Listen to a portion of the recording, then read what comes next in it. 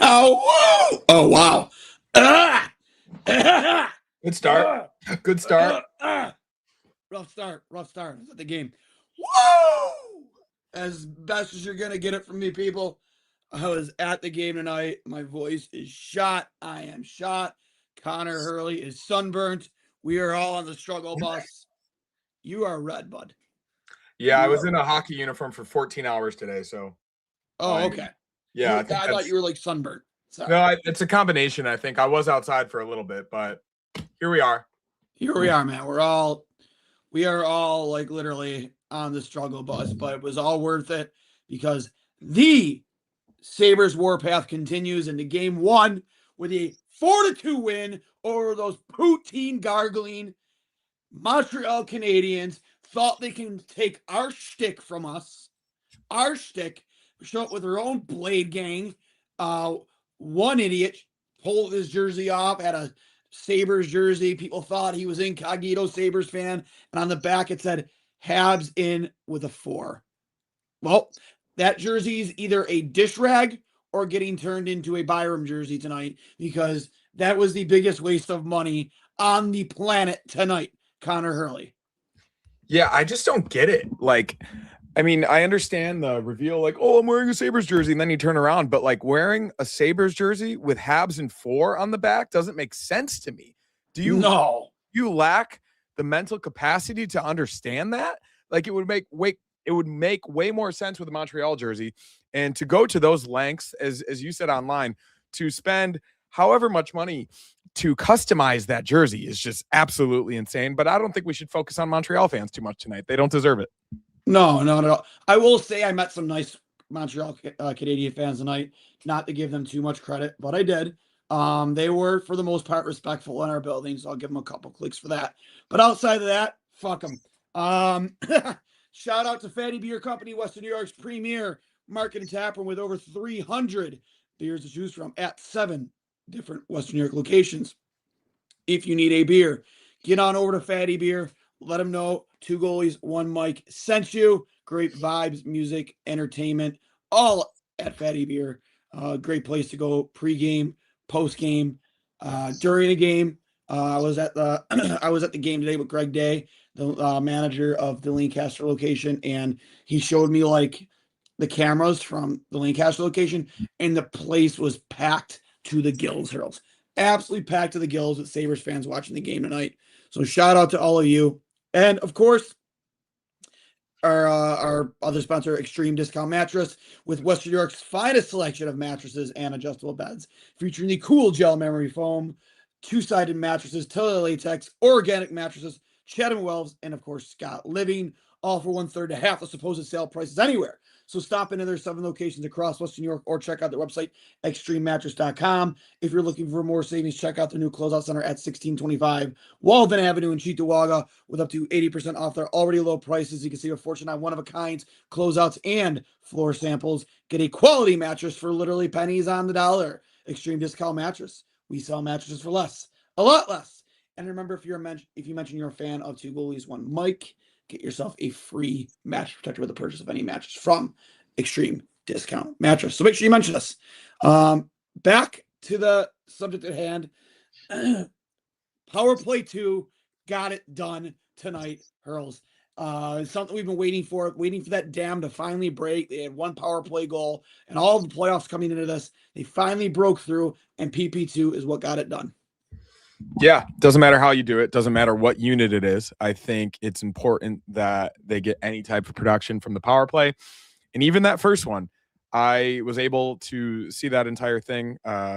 Just quickly, I was at a shoot today. I was in hockey equipment as the game started. I was able to get off about 4 minutes into the game, and I was able to watch the entirety of that first power play. And it was ugly. It was as ugly as it's looked this entire season, really. They can't win the first draw. They can't enter the zone. They can't keep possession. They're really gripping their sticks too tight, especially on that first unit. And I literally had sent a text to my friends like seconds before the Josh Jones goal that the power play just looks broken. It just looks broken to a point of almost being unfixable. And then what do you know? Power play 2 comes on the ice. Benson wins a battle, gets it over to Duane, and he puts it in the wide open net. Yeah, I hope that gives confidence to power play unit 1. Matthew Fairburn at The Athletic had a great article today talking about different ways to potentially fix the power play. And one of the options was putting Zack Benson and Josh Doan on the first unit. I think after tonight, that is not a bad idea. Maybe even mixing Bo Byram in there, given how hot he is from a goal scoring perspective. I think you can definitely try a variety of different options.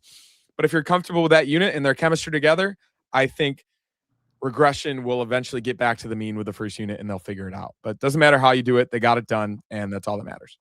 100%. And we talked about it last night. Shout out to Rakeen Davis. 1 game down, 3 more to go. Jordan, another super chat from Rakeen. Jordan Greenway was absolutely sensational tonight, doing his thing tonight, throwing the hits and scoring a goal. We talked about him last night too, both him and Benson. Benson getting on that first power play unit, doing the things he does best, agitating, getting in the goalie's grill, creating screens, digging out pucks, just being a pest and making plays. He's a phenomenal playmaker, as shown by the Doan goal. Incredible performance by those two together. And Jordan Greenway, shout out. Jordan Greenway, the goal scorer. What a snipe, bro. You're muted, bud. Yeah, okay.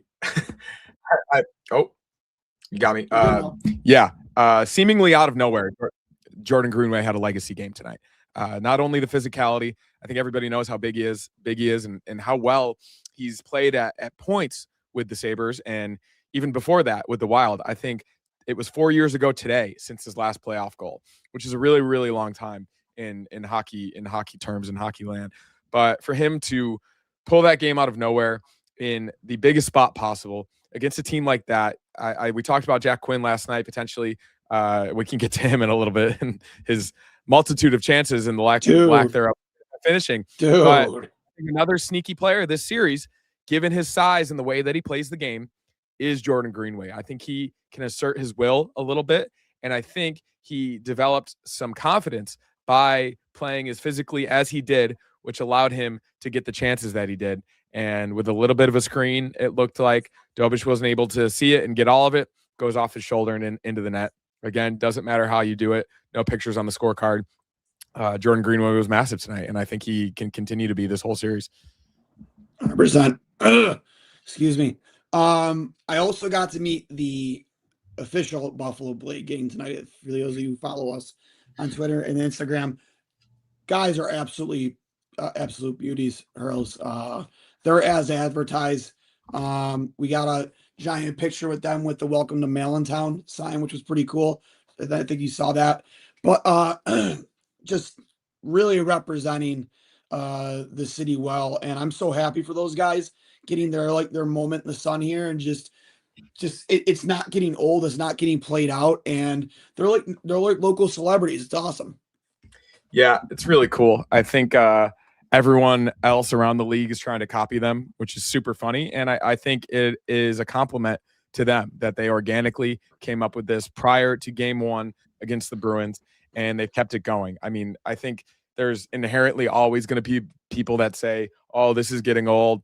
I think those people will complain about anything. I think this is fun. Yes. They haven't done anything wrong. They've only helped. The team has embraced them. They, I think one of the most impressive moments of their entire run over the past 2.5 weeks was when they initially went to Boston, and that seemingly, who knows, drunk, older Boston fan grabbed one of the guys by the jersey. And I think he was probably trying to entice him and rile him up a little bit. And the member of the Blade Gang just stood there because they have no interest in actually fighting people. This is a really, really good bit. I think everybody knows of the street hockey culture in Buffalo. I played a ton growing up, not only on my street, but on friend streets, in parking lots of a nearby school. Shout out North Park Elementary in North Buffalo. We played in the back parking lot there. Some of my fondest memories. And it is really representative of the city and how much people in this town love hockey, even kids at that age. I'm sure they grew up playing ice hockey as well. So I think it's super cool. And as the Sabres continue to win, it's only going to grow. 100%, man. I actually, I had to pick up the banner from your parents' house today, and whoa, what a nice neighborhood, bud. You grew up in a nice area. That was sick. How close was that where you played street hockey to there? Well, we Kind played of familiar with the area. on Morris Avenue where I grew up. We played right in front of my parents' house. And then about 2-3 minute drive away is North Park Elementary. I think it's a middle school or a high school now. I'm not sure. But yeah, we played all over. North Buffalo has some really wide streets in certain parts, and you have to stop for a car here and there, but the traffic isn't too crazy. And yeah, it was the best. I remember it super, super fondly. And an opportunity for me to not play goalie a lot of the time, which was always fun for me, not on the ice. So yeah, street hockey's the best. I did a little bit of rollerblading in Santa Monica last week to pay tribute to the guys, and people were giving me weird looks because I had my full hockey gear on, and I was stick handling a street hockey ball around the corner of Erewhon, which, if people don't know, is one of the bougiest, most expensive grocery stores, not only in LA but probably in the world. And yeah, the juxtaposition was great. But yeah, I think it's awesome, and they're definitely going to keep it going. We'll get them on the pod here soon. Mauricio's taking a lot of heat in the chat. We all know he's a big time Benson hater for some reason, but I don't know how anybody could honestly. I'll never understand the Zack Benson hate, Hurls. I'll never. Now Benson belongs in as a playmaker. Is his only skill. He can't score. I mean, who cares? He does score though, but he does. I mean, he did last game, did he not? Yeah, he did. He scored a pretty big goal. Yeah, I don't get that at all. Mauricio, we love you, bud, but you're wrong. Mauricio doesn't know puck. Mauricio said Benson doesn't belong in the NHL. Care to change that? He does make one good point here. Jack Quinn needs to score. I know you had some stuff to say on that. I'll let you get to it before I do. Yeah, I think, but tonight's a good sign. He had way more open ice, as we discussed last night. I think this is the type of series and the flow of the game that really caters to how he plays the game. He's at his best when he has time in the slot. I know that sounds obvious, but he's the type of guy who has an elite shot. He has an elite release. And if he does have the room to get it off, it's eventually going to go in. I think he hit 3 posts tonight. He had at least 6 or 7 really good scoring chances. And I think tonight, despite not actually finishing, is a really good sign for 22 moving forward. Yeah, no doubt. He had a post. I mean, he had a couple really good looks. Did you happen to notice? And again, I was at the game, so like there's a lot of chaos going all around me up in 317. But I felt like the Habs backed off a lot on us when we were carrying the puck into the zone. Like they were giving us lanes. I don't know if you remember the first Quinn chance, but like I forget who dished him the puck, but like he just kind of like just backed off and let him walk in and have that shot. And again, I can't remember if it was a save or if he just shot it clean wide, but like I just felt like Montreal just was really backing off a lot on Buffalo tonight. Yeah, I didn't see too much of that, but with the amount of space they had, especially on their scoring chances, obviously they got outshot by a good margin, but the chances, I mean, I think they had 18 shots, maybe a little bit more. They probably had at least 10 high quality, high danger chances. And that is representative of a team that had a lot of time and space. And I think they took advantage of the opportunities they were given, which is what a good team does. They were largely responsible in their own end. And they were clearly the better team in terms of finishing and offensive chance creation tonight. Alex Lyon was really, really good, but he played fantastic. I think the offense did really well with the space that they were given. Yeah, and like that second goal was so fluky. I mean, what are you gonna do? But when called upon, especially there in like the last 10 minutes of the third period, the guy was rock solid. Hurls. Like he has taken that the net from UPL. I'm not saying that in some insulting way, but like, and one of the knocks on him his entire career has always been like when push comes to shove, he doesn't show up. You know, he folds under pressure. Or, you know, I heard like I personally, before obviously him playing for Buffalo, like, I didn't know enough about all that. I remember him playing with Florida and ruining our chance to make the playoffs that one year. And then he went to Detroit. But like, talk about an ultimate Cinderella story if this run that the Sabres are on goes further and further into the playoffs and maybe even get into the finals. Like, can you find a better story in sports than Alex Lyon right now? No, definitely not. Yale he's not a graduate, but former Yale student Alex Lyon. If he theoretically were to keep this up, he'd put himself in Conn Smythe conversations, which is just crazy, absolutely insane. But if you've been watching him all year and the way that he's battled, it's not fantastic. It's not out of the question. He's been really, really good all year, despite maybe a couple stretches, and especially leading up into the playoffs where he had a slight dip, but he's also he's battled a couple of injuries. This is what he's done his entire career. He worked his ass off to get into the AHL, to get backup jobs around the league. He was a journeyman for a little bit, went from team to team. You mentioned what he did to the Sabres when he was with Florida, started that playoffs for the Panthers, and eventually ceded the net to Sergei Bobrovsky. Started games for the Red Wings. He is a working man's goalie. He's worked for every single inch of crease that he's gotten in the NHL, and all of that hard work is being rewarded right now. 100%, man. And it's just a cool feel-good story.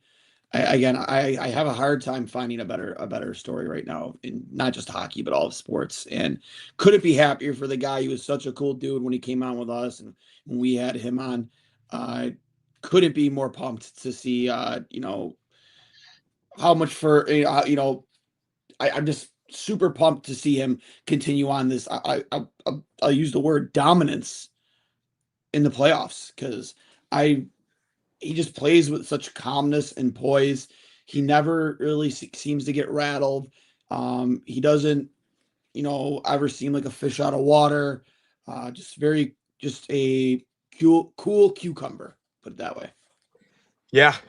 And the calmness that you need from a guy with experience like that is paramount. It is really important no matter what happens. I think he talked about with us over the summer, not letting the highs get too high or the lows getting too low. You got to stay right here. It's a fragile baby bird.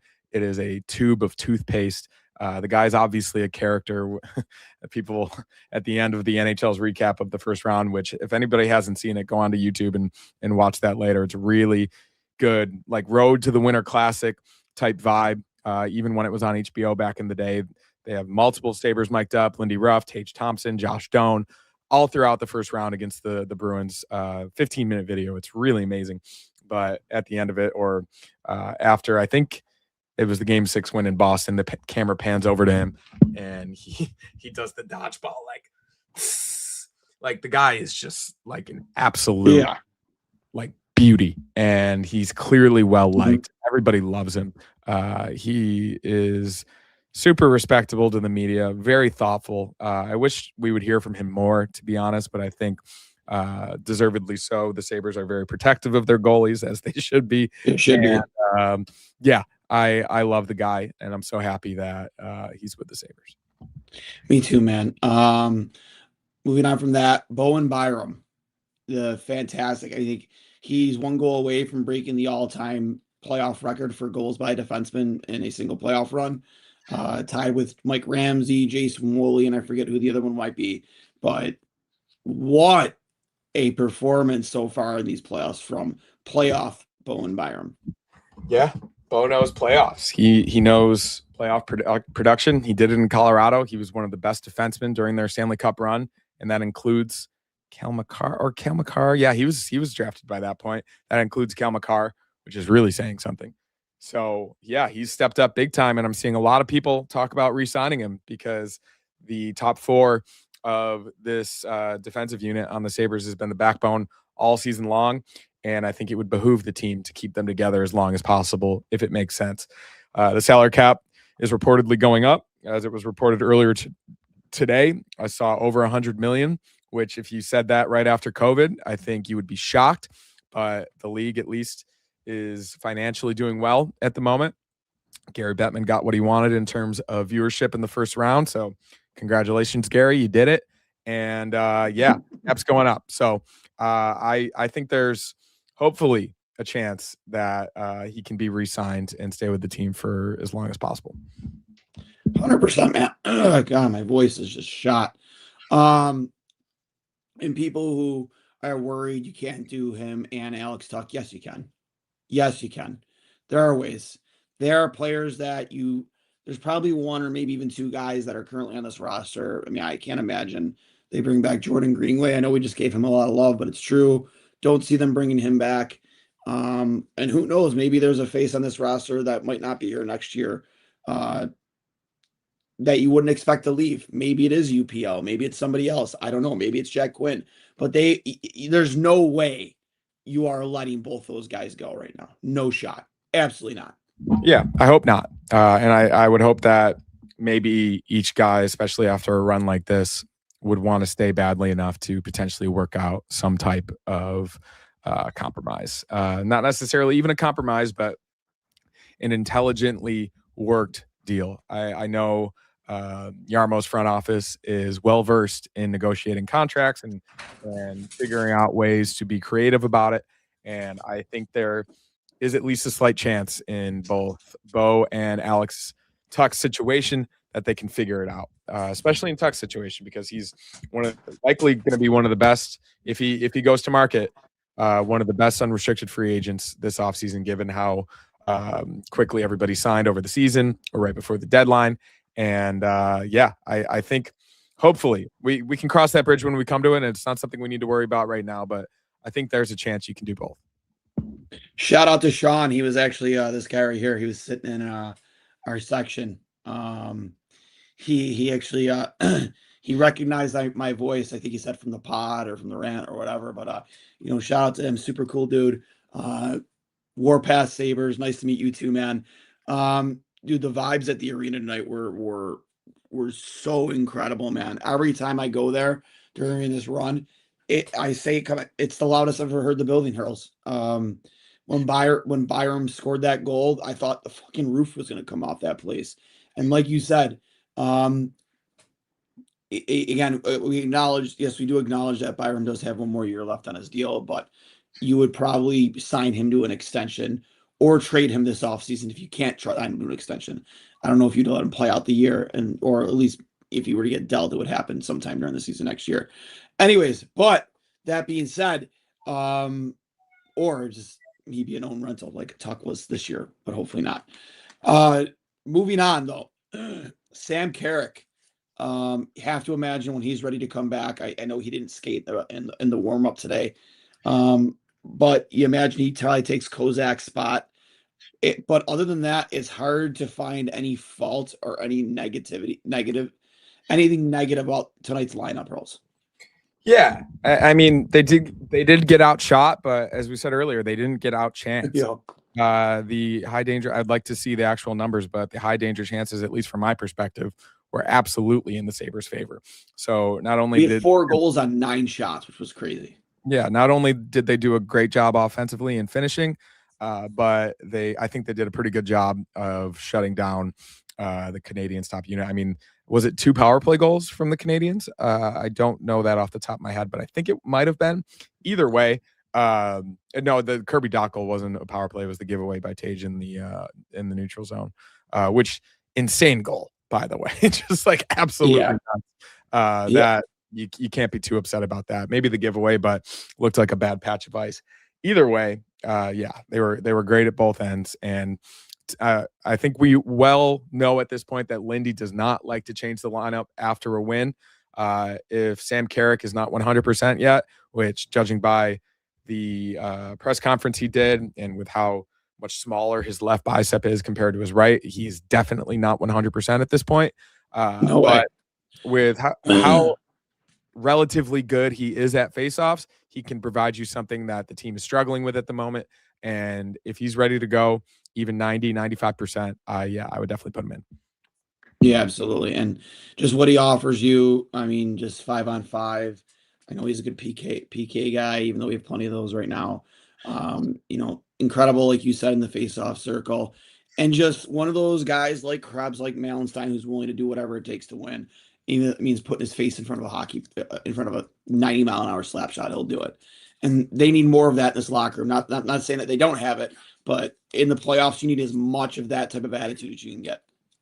Yeah, for sure. And I think even your stars are doing that. I look at the third period. Duane about faced with his back to a shot and took a shot on the back door off the back of his knee and had to leave the game for a little bit and shake it off and walk up and down the tunnel. But if your best player, highest paid player, captain, superstar, generational talent is blocking a shot, not facing it with the back of his knee, I think that sets the tone for the rest of the lineup. And we know damn well that Beck Malenstein and Jordan Greenway and Sam Carrick and Tyson Kozak, we know they're going to do it. We know that Samuelsson has done it for a long time. We know that a lot of these guys have no problem with it whatsoever. But up and down the lineup, you're seeing it, and it's a really good example to set.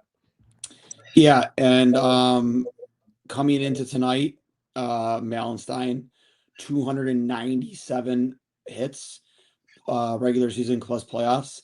I mean, I thought I saw 4 or 5 easily out there tonight. Just there was that one shift, man, where like it was like near the end of the second, they were hemmed in their own zone for what seemed like 3 minutes, and they could not get off the ice. I think I still saw Malenstein trying to throw his body out there at like 20% left in the tank. You just can't. Those guys are just so invaluable. The Carricks, the Malensteins, the Krebs. Even though Krebs is having himself quite a resurgence, or even just a breakout over the past like 2 months with the way he's played and the positions he's been in, he's really just kind of shown himself to be like the ultimate toolbox guy. You can put him in literally in any situation, he'll find a way to succeed. You talked about Samuelsson, but actually, by the way, did you see Samuelsson get like lumberjack chopped tonight, stick cracked in half right in front of the ref and no call? I was driving when it happened, but I heard them talk about him complaining about it. I haven't seen the replay yet. Oh, he looked right at the ref. He's like, "Yo, what are you watching, man? Like, how is that not a call?" It was gross. It was gross negligence. Like, I mean, he was looking right at it. I don't know how you don't make that call. Moving on. So we talked about Byron, we talked about Doan and Benny, the power play, Greenway.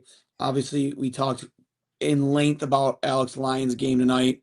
How did you feel? I mean, I don't know how much of the game you got to see or how much of the crowd you got to see, but I was really impressed with the turnout tonight, or the lack of turnout from Habs fans.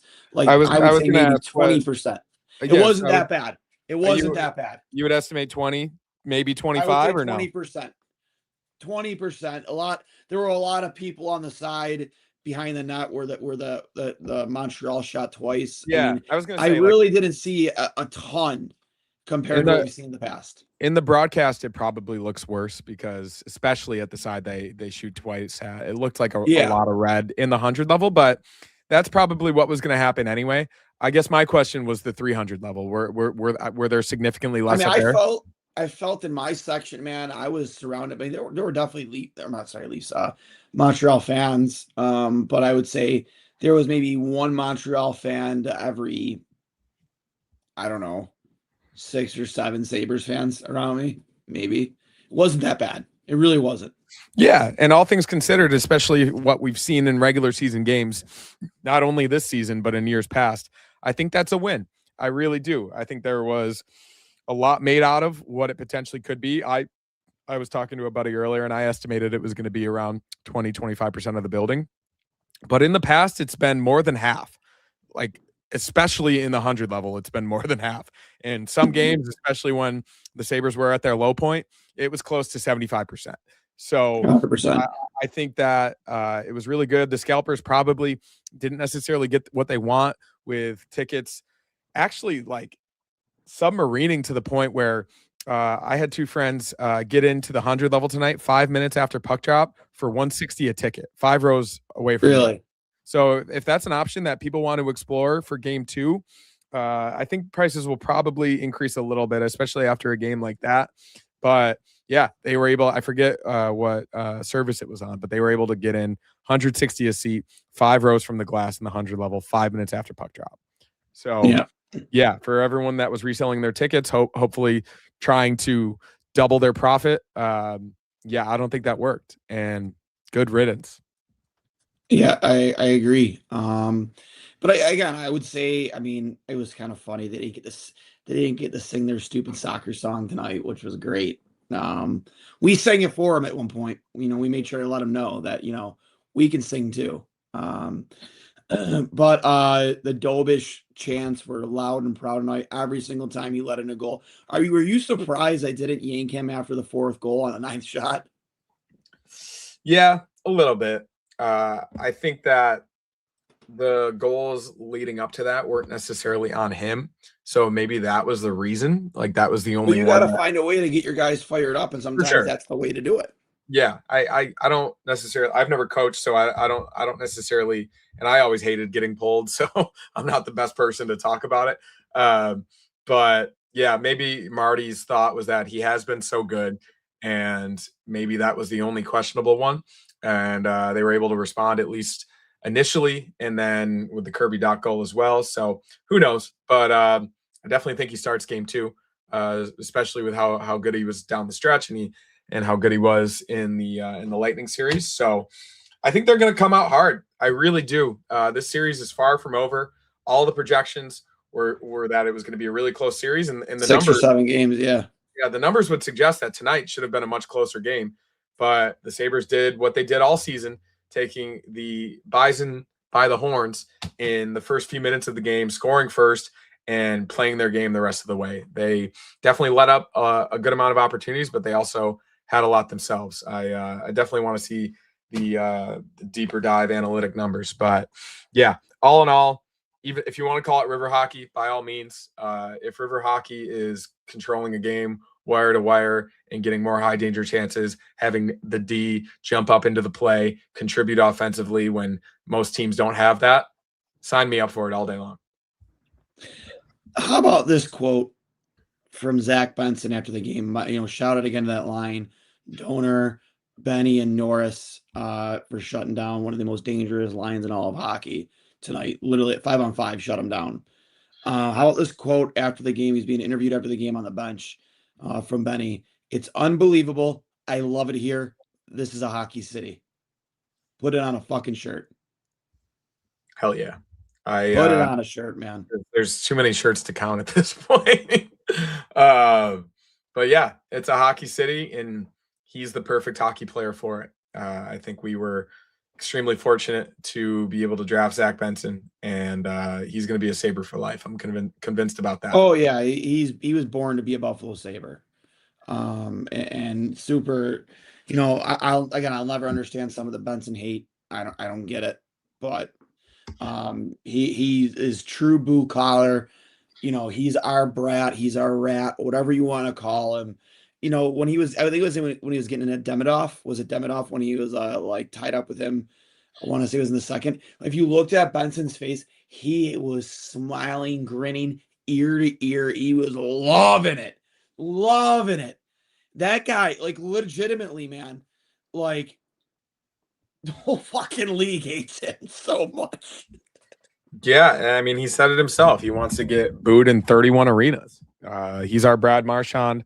He's our Corey Perry. He's everything that the Sabres haven't had in a long time. I don't even know who the equivalent of him would be on those Eastern Conference Finals teams from 06, 07, and 05, 06. But he's a player that's super, super unique. He's obviously a pest, and he gets under people's skin.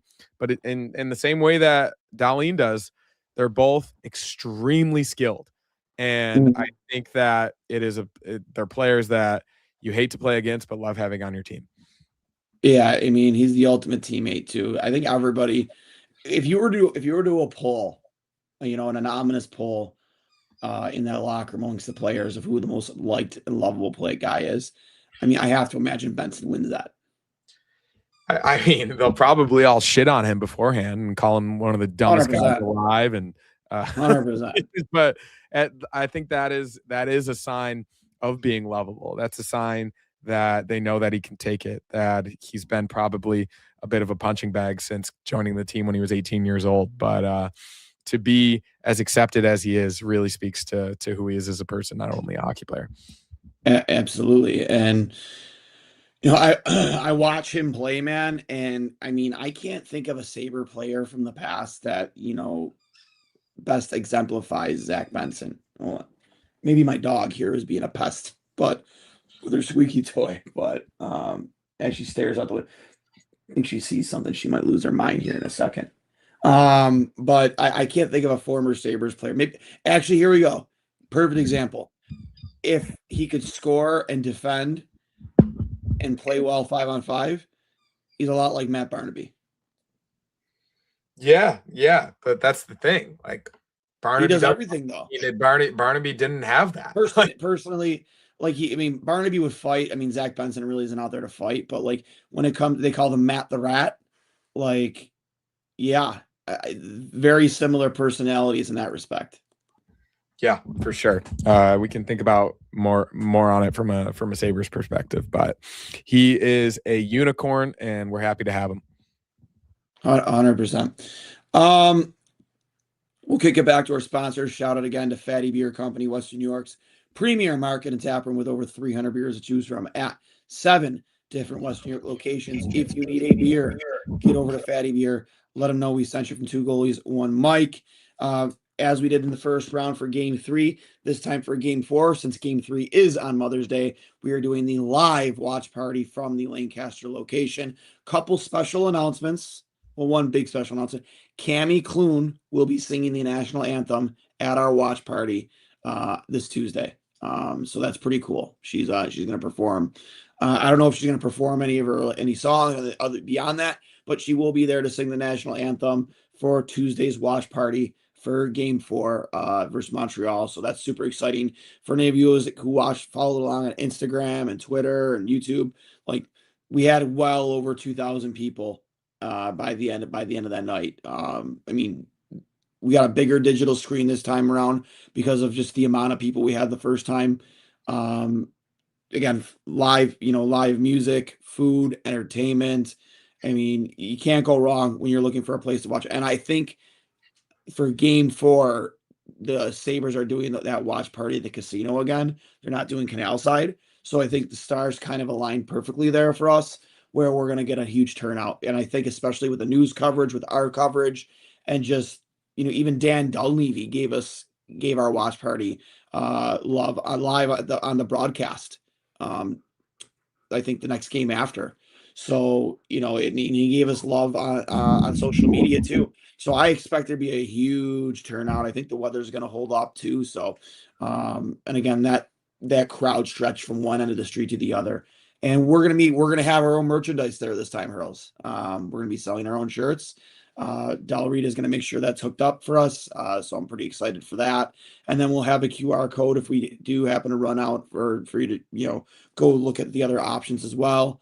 So super stoked for that. Again, Tuesday. If it's the same as last time, I think they're going to shut down the street around like 5:30. 5:30 ish, just like they did last time around then. So just make sure you're following us along on social media for more information regarding that. And of course, Extreme Discount Mattress.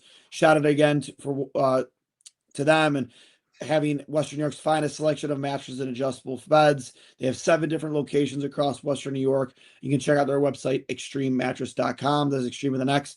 If you're looking for more savings, you can check out their new closeout center at 1625 Walden Avenue in Cheektowaga, up to 80% off their already low prices. And if you mention you're a fan of Two Goalies with Mike, get yourself a free mattress protector with any purchase of mattress. And last but not least, shout out to Impulse Physical Therapy of Western New York. 5-star facility, 5-star staff over there at Impulse. They're helping me through a very painful journey of my own to try and be able to play hockey again. Alex Peters and his staff, again, they treat you incredibly. If you're looking to get sports testing done too, like combine numbers and like that, they do that there as well. And if you mention the podcast, you get yourself a $77 assessment. They're located at 5087 Broadway, Suite 100, right next to Catalyst Fitness. Again, couldn't suggest it enough. If you have a slip and fall, injured on the field, injured on the ice, whatever it might be, get over to Impulse Physical Therapy, Western New York. We're going to go to inside the locker room real quick before we get to Hurls' final thoughts. And there's a lot. I learned today that they always make the losing coach go first in the like the press scrum at the end.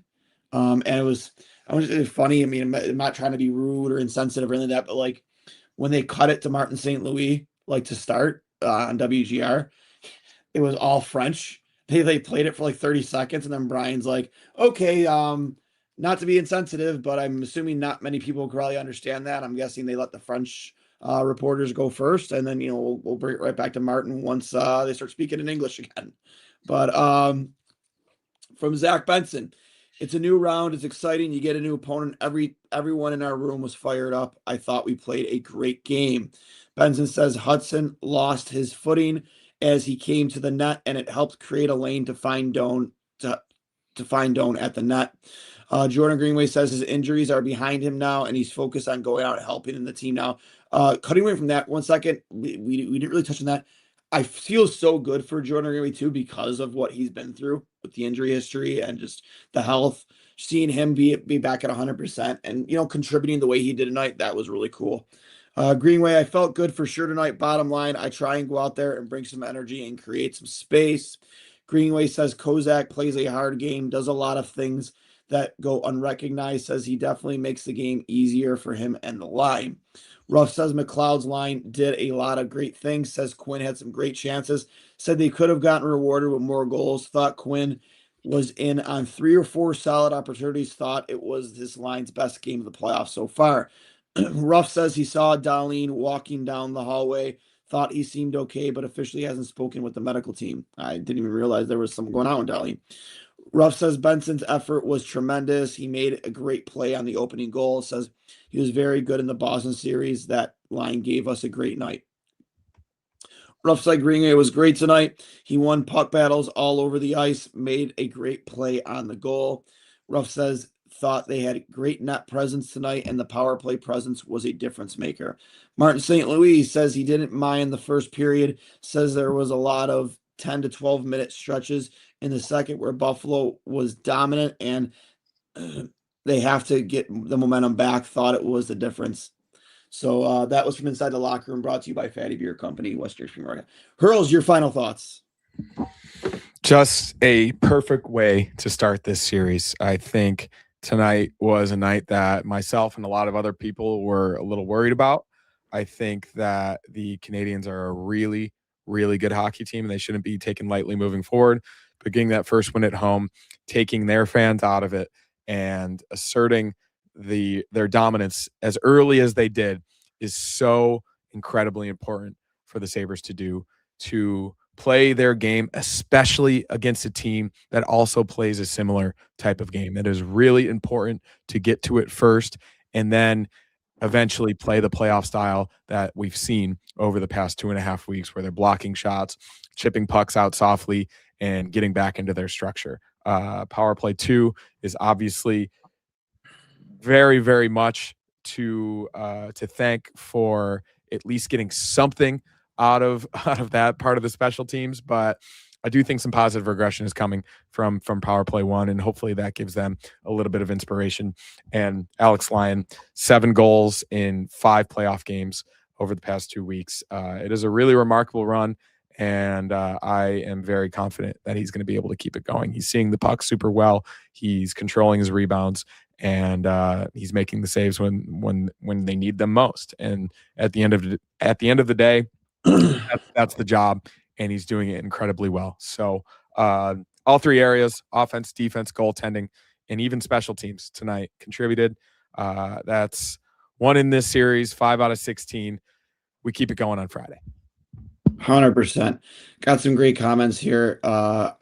We play like that 5-on-5 on the power play, and on the power play, it's going to be a real tough for Montreal to do much. I don't know. Another people forget that Marchand started on the 4th line before he became the Marchand we knew. Also great points. I also want to give a shout out to some more people that I met at the game. Super cool Sabres fans. Just every single time we go out to a game, man, we just see people that recognize us from the podcast or whatever it might be. Shout out to Nico, Dante, Sean, another Sean, Larry, Joel, Cole, and RJ. Patch, Pat K. You guys are all absolute beauties. Thanks for stopping by and saying hi. Had a great time. Shout out to you, Ed, one of my coworkers. He was there tonight. I know I said I'd buy you a beer. We'll get to it next time. And I do want to share this image too. I mentioned it earlier. The welcome to Mail in Town picture from earlier tonight. Let me get rid of our overlay here so you all can see. Super cool, great group of guys. They're as advertised, and maybe I mentioned to them, maybe we can get them on the podcast. That'd be great. Would be awesome to have those guys on in some form or capacity. So shout out to the Buffalo Blade Gang representing. You guys are absolute beauties. And we'll talk to you guys later. Actually not before you get to that. If you guys have enjoyed this podcast, please make sure you're subscribed on Apple Podcasts, Spotify, wherever you get your audio only podcasts. If you're following along on Twitter, Instagram, you can find myself at Duane S39. That's at DUANES39. You can find my co-host Connor Hurley at Hurls13 on Instagram and Twitter. We're also on Facebook. You can search us out at Two Goalies, One Mic. And if you're following along on YouTube, as I see many of you are, please make sure you're subscribed. Hammer that like button. Smash that like button. Please, please, please. And make sure you have your notifications turned on. Hit the little bell icon so you know when we go live, so we can interact with you guys. So had a great time. One last thing, Hurls, before we get out of here. Your thoughts on Tage? And he seemed kind of cold as of late.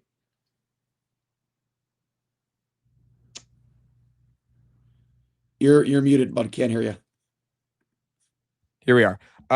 Since his heroic performance in game one, I think he's been fighting the puck a little bit, as we discussed on Montreal's second goal.